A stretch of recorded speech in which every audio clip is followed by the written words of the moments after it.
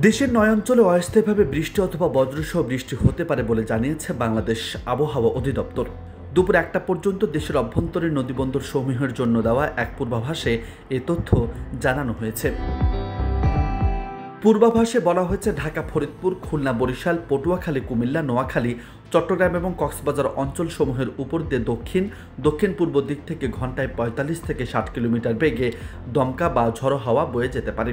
এ সময়ে অস্থায়ীভাবে বৃষ্টি অথবা বজ্রসহ বৃষ্টি হতে পারে। তাই এসব এলাকার নদীবন্দর সমূহকে ১ নম্বর সতর্ক সংকেত দেখাতে বলা হয়েছে। এদিকে চলতি জুলাই মাসে দেশের উপর দিয়ে ৩ থেকে সর্বোচ্চ ৫টি মৃদু থেকে মাঝারি ধরনের তাপপ্রবাহ বয়ে যেতে পারে বলে জানিয়েছে বাংলাদেশ আবহাওয়া অধিদপ্তর।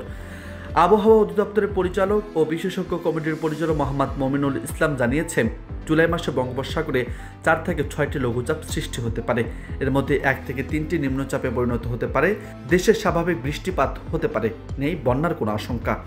পূর্বাভাসে আরও বলা হয়, এ মাসে দিন ও রাতের তাপমাত্রা স্বাভাবিক অপেক্ষা বেশি থাকতে পারে।